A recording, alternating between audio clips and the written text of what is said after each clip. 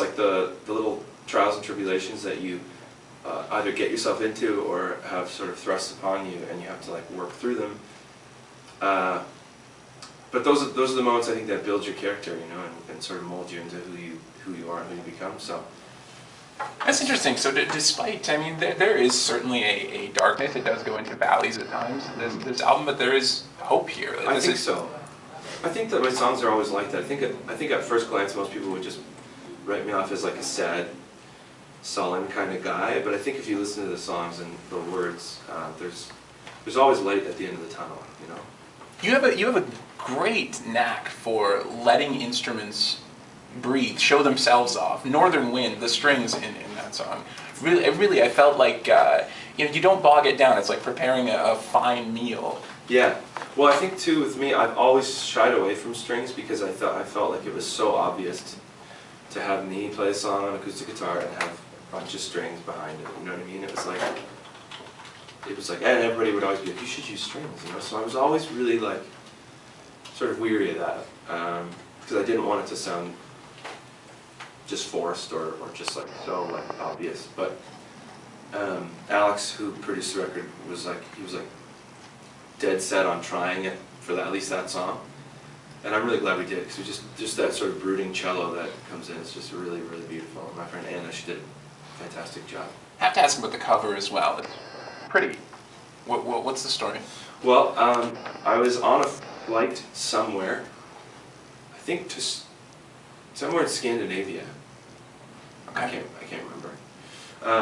But I was looking at an in-flight magazine. You know how they always have. Yeah. Every airline's got their own. And I just was flipping through and I saw this photo of what later I would find out are these they're called flower streams in Holland, where it's basically just like fields, like acres and acres of it's like acres and acres of just tightly packed streams of flowers, different colored flowers, which is like $1 billion business there. It's where a lot of the tulips and things come from. And it was just like this really visually striking photo, and I thought that would be cool as an album cover. So I ripped the page out of the magazine, folded it up, and then as I started thinking more about it, I thought, why not have a friend paint something like that instead? So he painted the exact photo, but now it looks more like a painting that you could, you know. It's really nice. It could be a piece of artwork now instead of just a photo. It's very nice. You mentioned Fragile Bird ran into some problems that changed. Yeah. Was there other songs that were difficult to finish? Let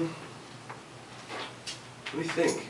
Well, yeah, I mean, you know what, it's not even that Fragile was difficult to finish. It just kept popping into new territories like that until I was like, okay, this is the way it should be, you know? I definitely had like 4 different demo versions of it on my computer, and like me and my friends who I give my demos to, that we kind of have like a what do you think sort of talk. Like we were all torn because they were all pretty cool. Like I'm actually doing a Fragile Bird 7-inch that's going to come out just for fun, and it's going to have the original version, the acoustic version on it, which you'll hear, and it sounds just completely different. But I think all the other songs, I mean, to me songs are just always difficult to finish. I always have a problem sort of, you know, knowing if the lyrics are good, or like, you know, getting to that point where the melody is where it should be, and then especially in the studio, the thing with the studio is you can keep adding until it's like, you know, until it's like a... You have to stop yourself. Yeah, like there's just so much you can do. Especially with these songs, how they start off so open and so bare. You can just keep adding and adding and adding. But it's interesting that you mentioned lyrics. I mean, it's been documented that you struggle with lyrics sometimes. Yeah, all the time. But it's fascinating that your word choice is so particular in a lot of your songs, and you pick words that sound very melodic. Yeah, well, I think a lot of that has to do with, because I write the melody first, almost 90% of the time. Like the melody will present itself before a word, like a line does. So I find myself, I guess, building the first line of each song, or the first line that I happen to write for each song, which doesn't necessarily end up being the first line. It sort of lends itself into that melody, and then I write based on that. Do you know? Yes.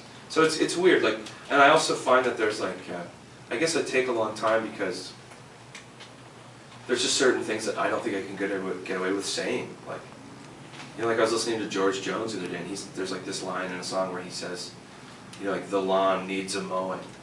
And it's awesome. And it's beautiful. Yeah. Because he's talking about just being depressed and not, you know, the lawn needs a mowing. He doesn't even care. You don't feel like you could talk Can you about imagine if I wrote that into a song? Yeah. Yeah. It just wouldn't work, you know. There's just certain people who can get away with stuff. So I have to really sort of scrutinize over like. Could be an endorsement deal with the lawnmower song, though. Could be. I actually got. Do we have time for a funny lawnmower story? Of course. So a couple of years ago, I had bought a Black & Decker. They put this new lawnmower out that was like a rechargeable battery. See, it was electric, but no cord, because the electric run with the cord, you're always worried about going over it. And I was really excited about it I was on the Must Music Video Awards, like introducing Akon's performance, oddly enough.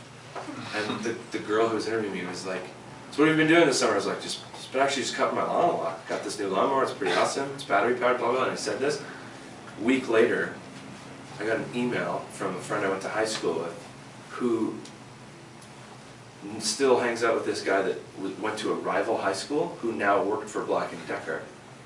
And the head of PR at Black & Decker saw me say that, and they sent me the entire battery-powered lineup of products. Like one day I just showed up and on my porch at home there was like a Black & Decker battery-powered chainsaw, a weed whacker, like the hedge trimmer, everything. There you go. A different kind of the best. A different kind of grass working its way into rock music. So then I kept, you know, I've been talking about Ferraris a lot lately, but although I don't even want a Ferrari, it's the most expensive thing I can think of right now. Listen, part of the takeover is playing songs that you also enjoy. The first one we got lined up here, Raphael Sadiq, 100-Yard Dash. Just quickly, why this one? Well, the record is amazing. I don't know.